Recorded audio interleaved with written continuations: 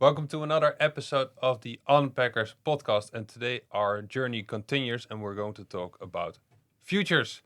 And for that, we brought to Amersfoort a true celebrity. Actually, I watched the other podcast, the slightly, bigger brother of this podcast.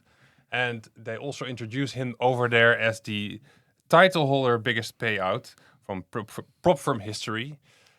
Founder of the lab, and then they come with this gladiator-like movie. So with that, we would like to introduce and welcome Trader Kane to the studio. Welcome. Thank you. Welcome, for having Kane. me. What an intro. Yeah. They Celebrity. truly are different. I told this you. Celebrity is a first. I've never been called a celebrity before. No, well, No. this is the first one. Yeah, Then, I'll take it. That's a nice one. Yeah. Okay. We're going up in the world. We'll put the gladiator song underneath it, and the guy on your left. I'm Jip, still here. I'm still here as well. Thank you, Bart. And he explained what you just mentioned over up in the car over here. This podcast as two boomers who are sitting here, Ilko and Boomers. myself. Yes. Yeah. Now figuring out what trading is all about. Yeah. We started with in the bull run buying satoshis, and now we're here talking about futures. Yep. So almost like we're going to do this dummy proof, if you will. Yeah, take us with us, please. What a futures trading is, what it's all about. Yeah. Okay. So the term futures trading is quite generally used, but in the context of myself, futures trading is basically buying a leveraged product. So you've got like three products in the industry. I think from a trading perspective, you've got traditional stocks. You buy the underlying asset. You buy it before you buy it. You buy it. You pay up front. You get the asset. You hold it. It increases in value. You hold it. If it decreases in value, you carry the swing either way.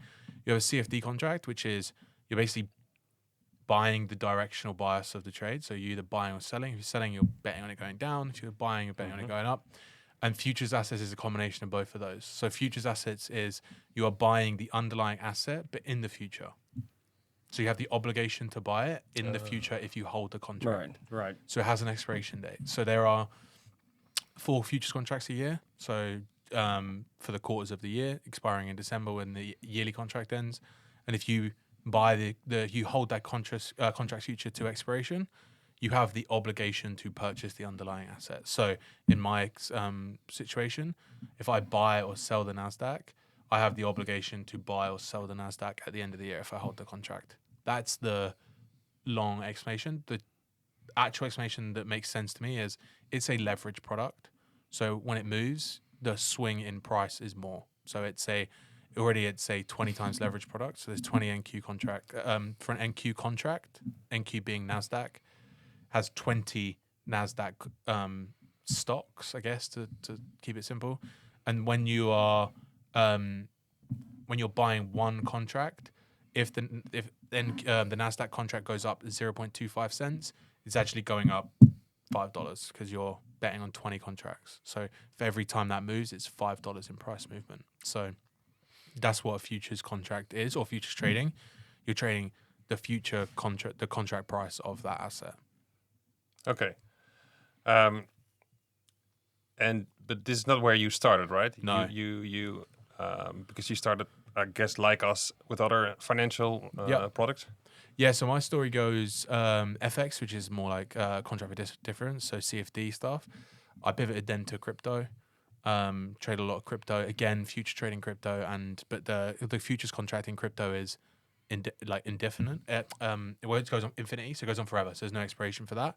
So when you're trading it on Bybit, for example, or I don't know, Binance, wherever, it never expires. So the futures term there is just a leverage product, where in the traditional markets there's an expiration date for that contract. There is also a expiration date for a Bitcoin contract in via the CME that also expires. So it works the same way. You'd have to buy it if you held.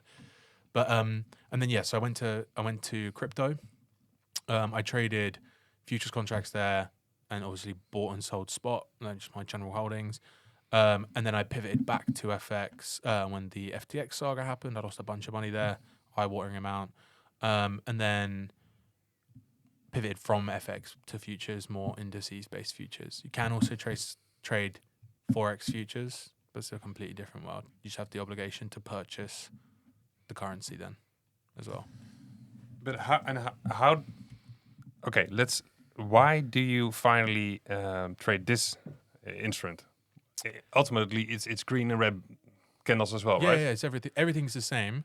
The thing for me was, I pivoted back to forex because I lost a bunch of money in FTX. The reason I went back to forex was because there was an avenue for me to acquire capital at a cheaper price point via prop firms, and then I was able to leverage that money to then recoup some of my losses.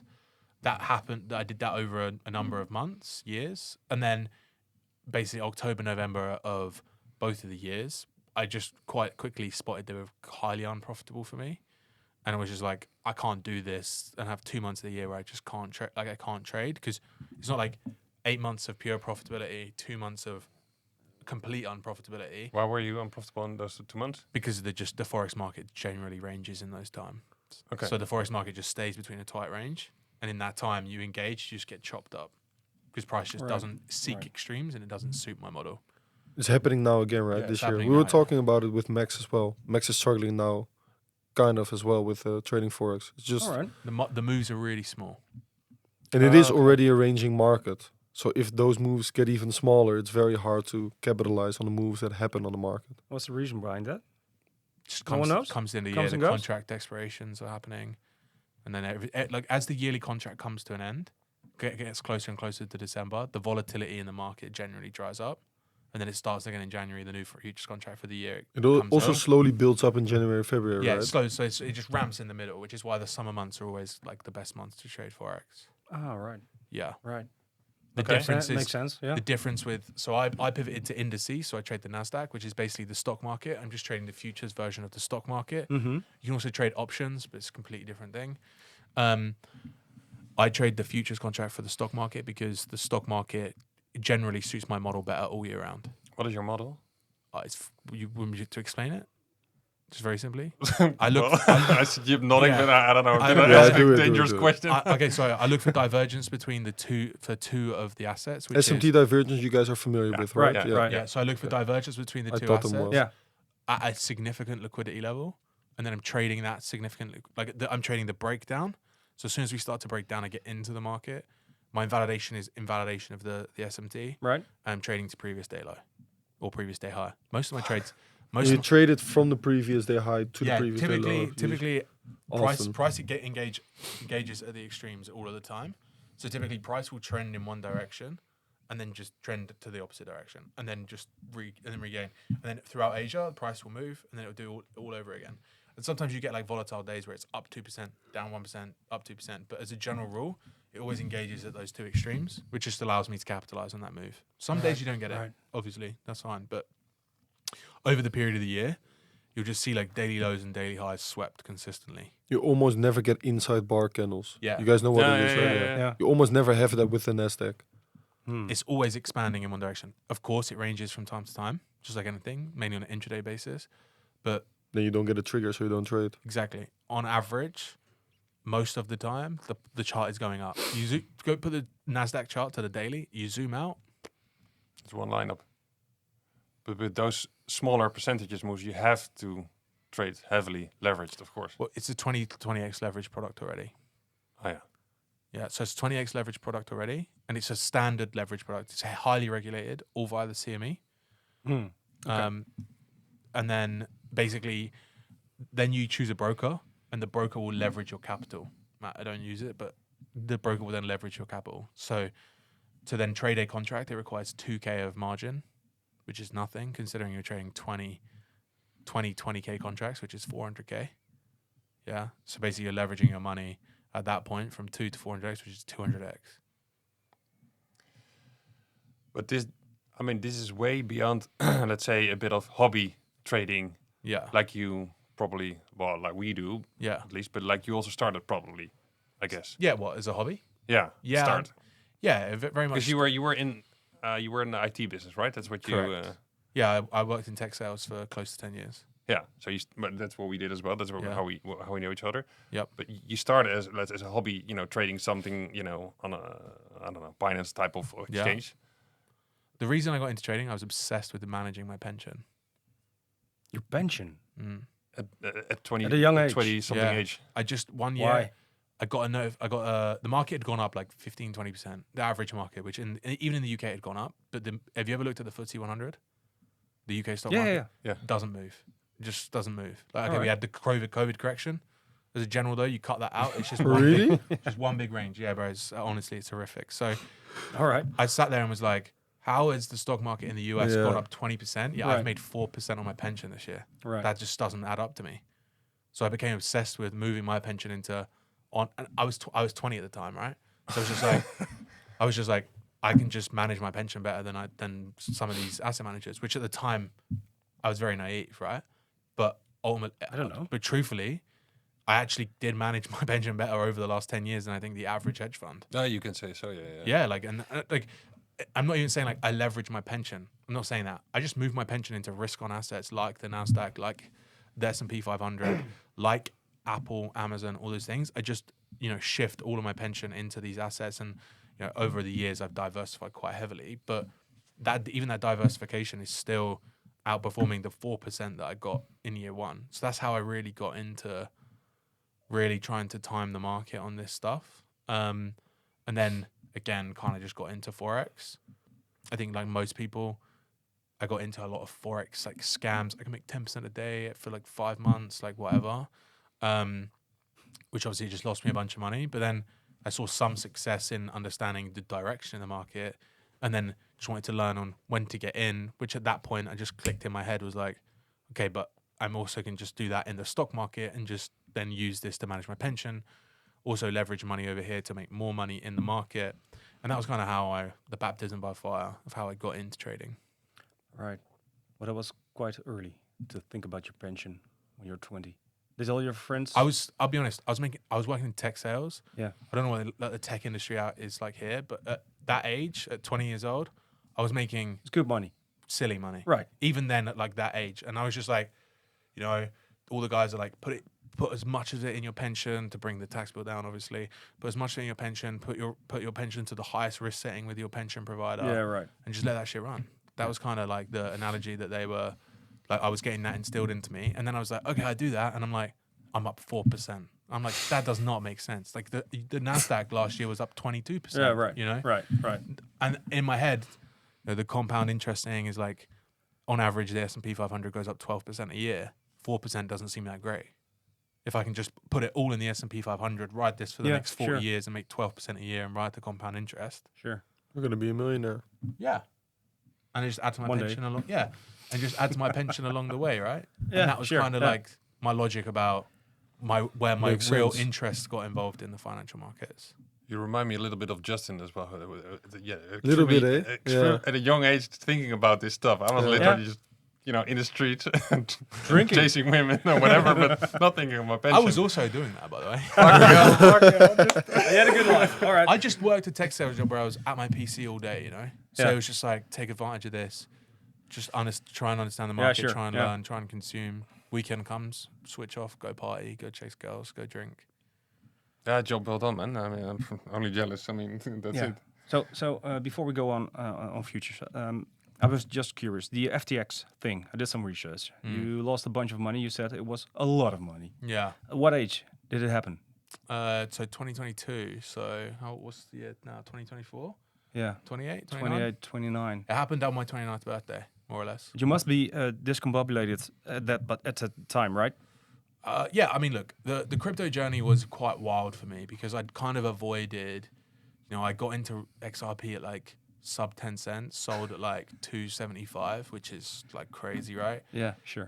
Made a decent amount of money, rolled that up into some altcoins before they ran in like early 2017, made a bunch of money, kind of had conviction in a lot of them, lost a bunch of money, and then kind of just was like, okay, I've got a silly amount of money here now. Right. What am I going to do with it? Am I just going to cash it out, live my life, put it all in my pension, whatever?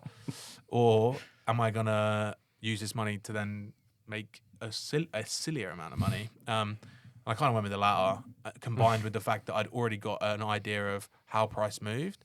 Right. And then I just was like, I'm just going to dial this in on a lower time frame basis and become a day trader, right? In my head, that makes sense now, but at the time I didn't think that. I was just like, I'm just going to trade the market every day and get into these smaller moves and just grab the 1-2% on these massive crypto moves. and become a billionaire by the time I'm 30. Right. I'm naive as Yeah. hell, but that was kind of the thing. But yeah, I kind of dodged all of the rugs along the way and the crypto journey. I'd survived, awful bear market winters, all that stuff, and then kind of had conviction that in Bitcoin, Solana at like good levels, and then FTX just pull the rug and I lose $700 to $1 million. Yeah, I mean, that number yeah. changes, but yeah, I mean, and that portfolio now, because I'd already deployed most of that money into risk on assets at those Right. levels. Right. I mean, today, Bitcoin's close to 100K. It's up 5x from the lows. Yeah, there you go. Yeah. So like, let's just say on average, most of the stuff's up 5x. I was heavy in Solana. Solana's done like 30x off the lows. Easily. Yeah. Yeah. I was heavy on Solana. So Yeah. like, that money's now worth even more. But I can't dwell on it. No. All right. So He what did you? bounced back. Yeah, Bounce well, back. Comeback is better than the setback. Yeah. Yeah. that's every trader's story, right? But True. But this is some are one more is- extreme than others, of yeah, course. Exactly. Yeah. What did you trade today? So what was the underlying asset? Today, Yeah, the Nasdaq. is then just from my understanding, is there a product underneath it? Yeah, the Nasdaq. I Okay. traded The Nasdaq is the product. the Uh-huh. Nasdaq's the product. I'm trading the futures contract of the Nasdaq, Okay. and it's called NQ. That's all it is. It's just NQ, and it's a Chicago Mercantile Exchange product. And CME. CME is the largest, obviously, exchange futures exchange in the world. These are so much terminology. I know. and But at the end of the day, like, you can just keep it quite simple. You just still have a chart, you have a trading system, Yeah, and you right. execute it on either personal capital or on prop firms. It's still the same. that was the bridge I'm Like you can treat trying it to as make, yeah. Bitcoin. Try and see if your system, based on your triggers and technical analysis and executions, can still work on NQ. Yeah. It just moves slightly different. But at the end of the day, if you have a profitable trading system on Bitcoin, the odds of it also working on NQ or Forex or whatever, it's pretty decent. But you just tried it? execute it in no, NQ I haven't actually. Forex, you guys know that I've Yeah. tried it. Sure. Yeah. We were speaking about it before on the round table as well. I think Bar was gonna ask me that question Yeah, probably. Like, exactly, yeah. why don't I switch from crypto to NQ? And we talked about it on the previous podcast, and we talked about it in the car as well. Like, if you have something that works for you, there's no reason to switch. Yeah. Sure. We yeah. talked about it the last podcast with switching trading systems. Like, there's a bunch of people doing that on Twitter. Yeah. I'm always like flabbergasted. But if something works well, there's no reason to switch. Something that is on my mind is that the Unpackers podcast wouldn't be possible without our very much trusted partners, Bright Fund. And in my honest opinion, they're also by far the most reliable prop firm in the trading space. With millions of dollars already paid out, they're one of the highest rated prop firms online. And besides all of the Forex pairs that they offer, they now also offer 40 plus crypto pairs for you to trade yourself. If Bitcoin and crypto enters another bear cycle and volume is going to dry up, like it has done in the past, there's a decent probability that I'm either going to trade Forex on the side or maybe even NQ on the side if volatility and volume remains the same for NQ, because then it's probably more favorable to switch to NQ or Forex instead of crypto, because you do need the volume and the volatility, and otherwise, like he had in November and October and December, you're going to have to sit on your hands for like 2 months. Yeah, That's right. something that I am not capable of doing. It's not in your nature. No, it isn't. That's No. also the reason why he made a switch. Yeah. Like recognizing the fact that a certain market doesn't fit your characteristic, you know what I mean? So yeah, that is something that is on my mind, but for now, obviously not, because there's a lot of volume and volatility in crypto.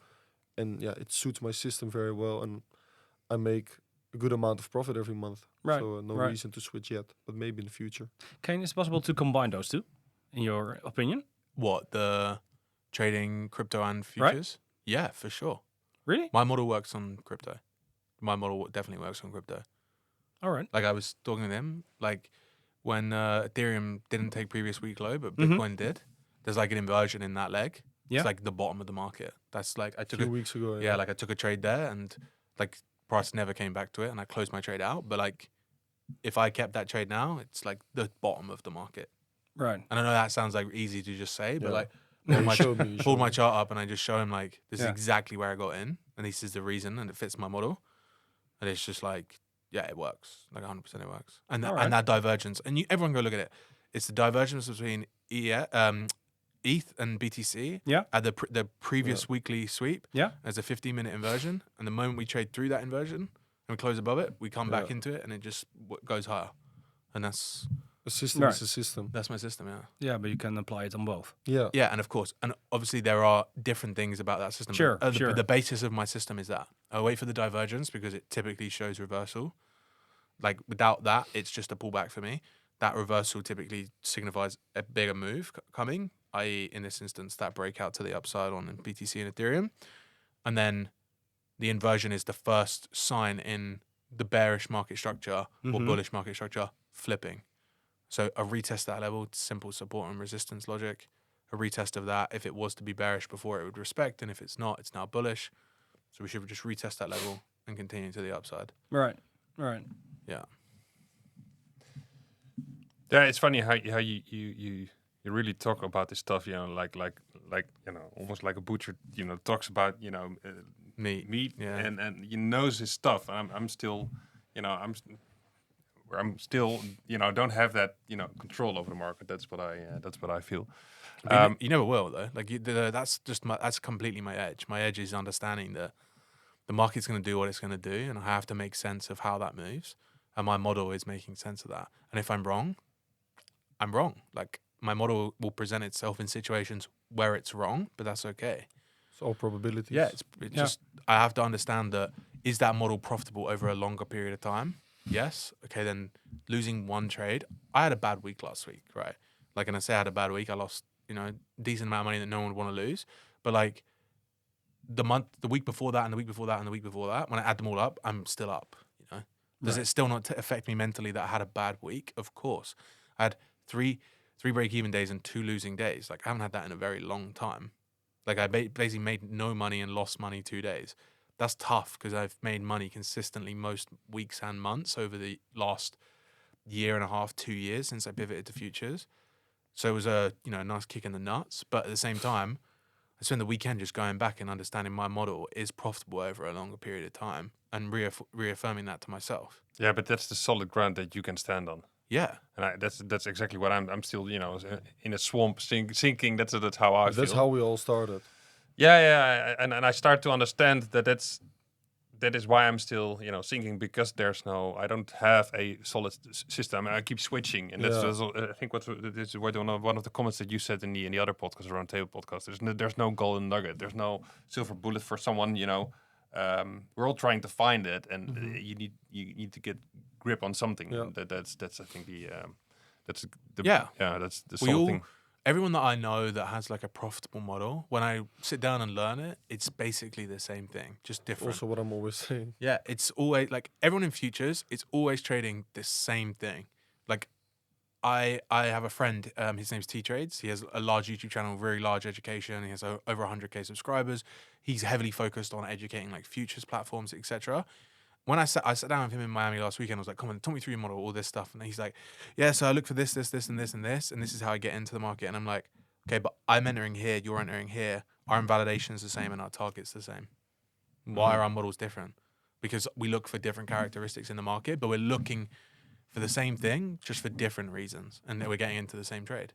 Okay, one's making a little bit more than the other, but sometimes he holds his trades for way longer and I don't. So overall, we're both profitable, but we're trading the same thing. Is his model wrong, or is my model wrong, or should we combine the models? No, neither, because we both have different edges and we both look for different things in the market. But if I was to question him on his model and say, well, why don't you enter this way? Because that makes sense to him and this makes sense to me, and I can stand on solid ground knowing that I've done all of the back testing over here, and he understands the edge in this, and we understand different things. But that's okay. If I start to combine his model into my model, I'm just fucking my model up. Yeah, that's it. And that definitely that clicks. Yeah. Yeah. So it's hey, and then you got an education platform, the lab. Yeah. What kind of people are landing there? So it goes from a mixture. At the moment, it's not very like beginner friendly, as in like doesn't know anything about trading. People need to really understand like how TradingView works, how price moves, understands that, because that sort of stuff, like, and I was explaining this to Yep, is like I've like fully forgotten that. like on how like a candle forms, like I just don't even think about it anymore. It's just becomes second nature. So when I have to sit there and like, so why does it open here and why does it close here? And I'm like, okay, how do I explain this like a 5-year-old? Because this is just right. so easy for me to just think about. It actually just slows me down and takes me off my rhythm to the point that I'm like, it's a bad use of my time. There's videos somewhere that will explain this to you. Sure. So I think you have to have like a basic understanding of price and understand that the markets move the way they want to move. Like if you were to come to me and go, why isn't EU expanding to this high? Well, that's because EU is a range bound asset and you need to understand that it trades in a range. Why does NASDAQ only go up? Well, you need to understand that the underlying stocks in that are made to make money. And if not, there's something wrong with the market and they wouldn't be in the top 100 assets in the world, in the US. Overall, this asset's made to go up, right? You need to understand the basics of all of that. But yeah, we have a mixture of people. Typically, it's a futures focused community now because ultimately, me, my co-founder, and the other traders there, the other analysts there, the educators there, they all trade futures assets. But if someone wants to come learn the model and apply it to crypto, there are several people that do apply it to crypto and trade it.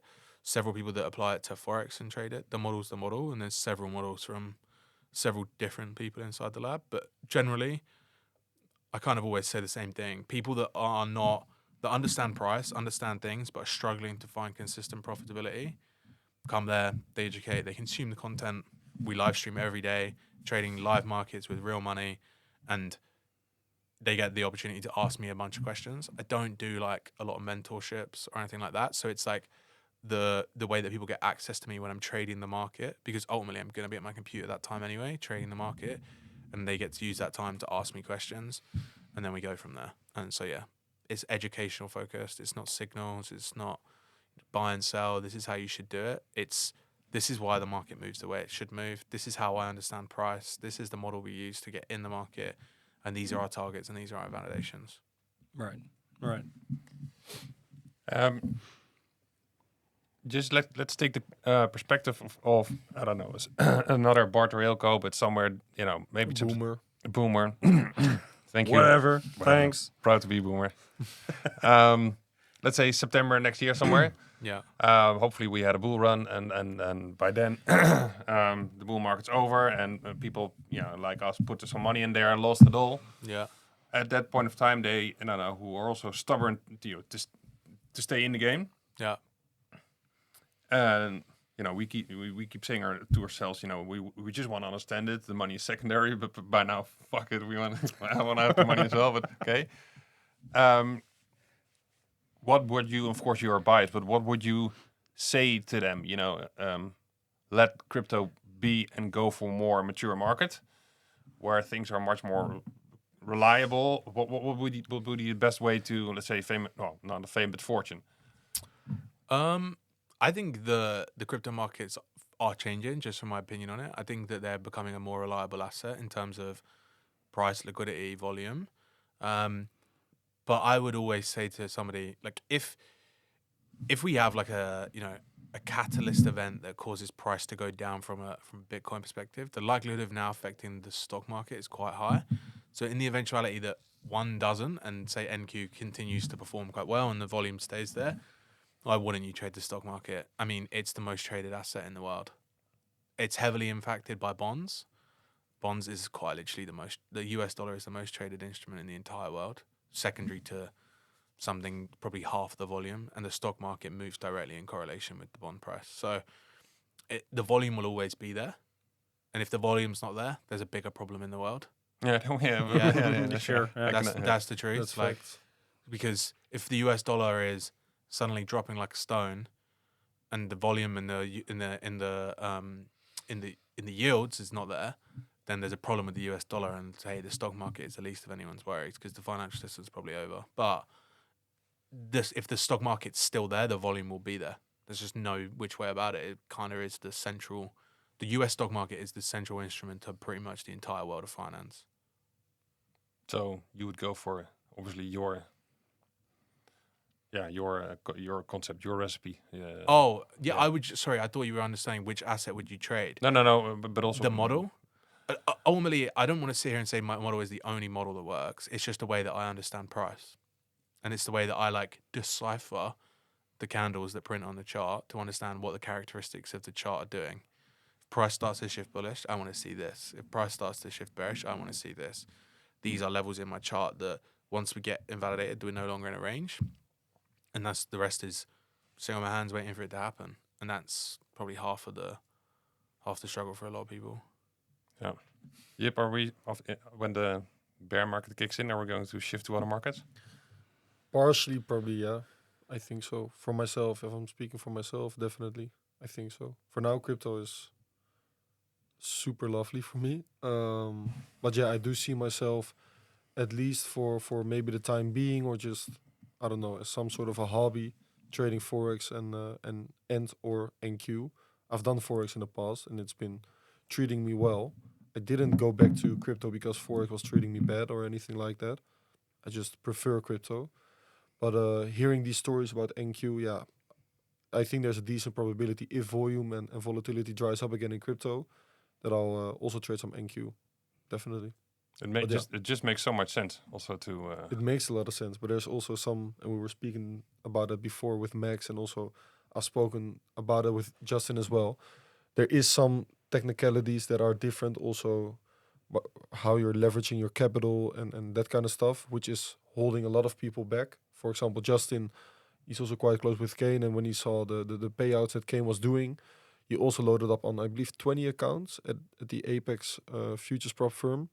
And because the rules are different compared to Forex and crypto prop firms, he blew them all up in one day. Ah, And really? he sent me a screenshot of all Wow. the blown up accounts because he had no clue what the rules were.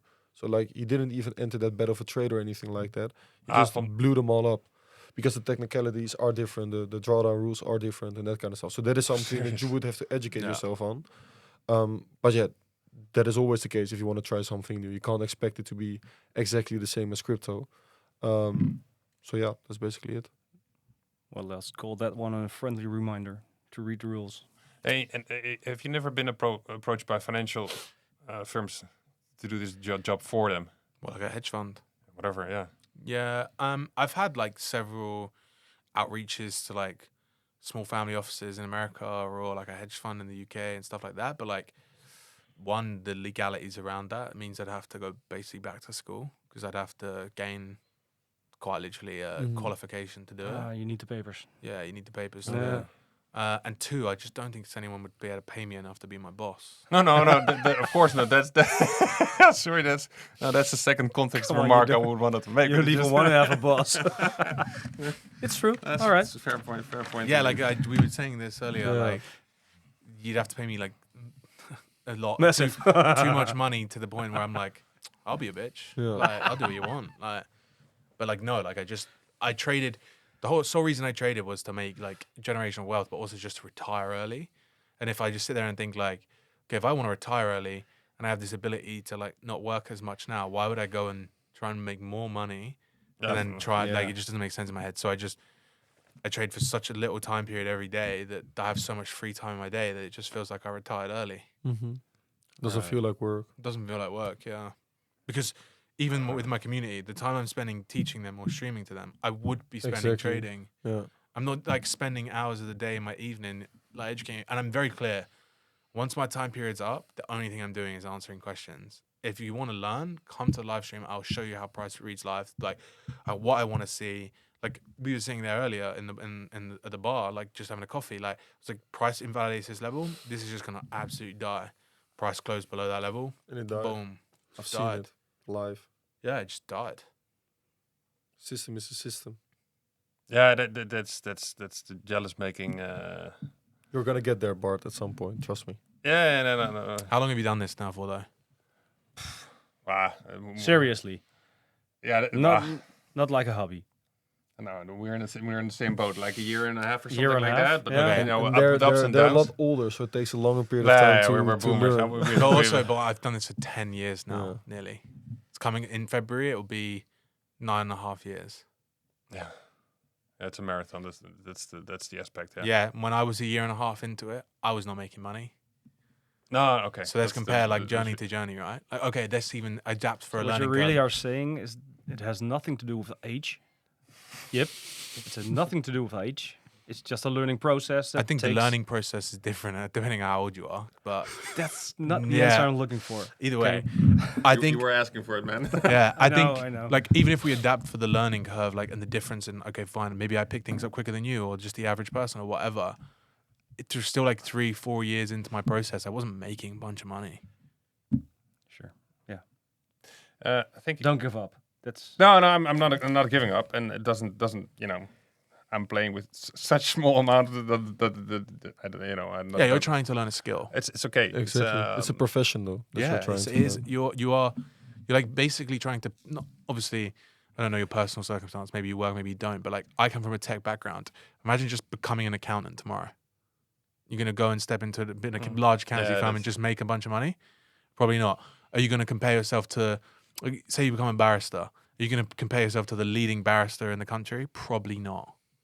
Why? Because you've been doing it 15 years. true. Yeah, no, Yeah, that's that true. makes total sense.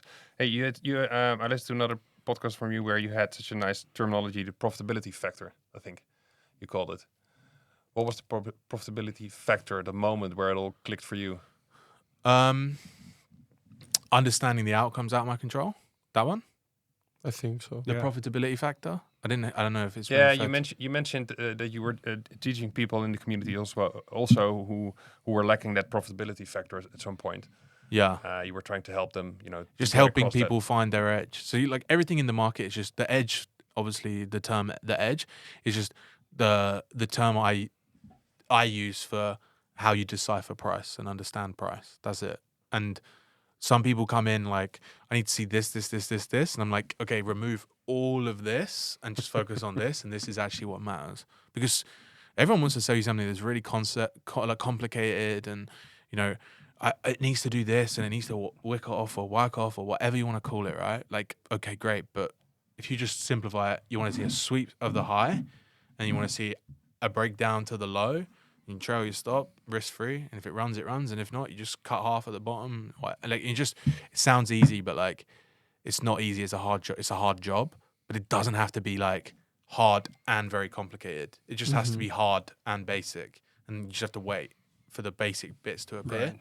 And once they appear, you don't need to wait for the EMAs to cross and do all this other stuff and this box to get a tick to the exact spot. Like, it doesn't need to be like that. Get in here, invalidations here, let the rest play out, and if it doesn't work out, on to the next. On to the next, love it. Even us boomers can do this, Yip. So Sure. you're laughing now, but then later on we will laugh back at you. Yeah, you I will. hope when so. we are in a mansion. No, on that note, Kane, thank you very much. Obviously, this is way too short, but we will see you tomorrow as well Yep. at your first event. Mhm. We're very much looking forward to Yep. that, and hopefully to have you back someday in our podcast as well. Yep. Thank you very much for now. Thank you. Thanks. No, you're welcome. Thank you, guys.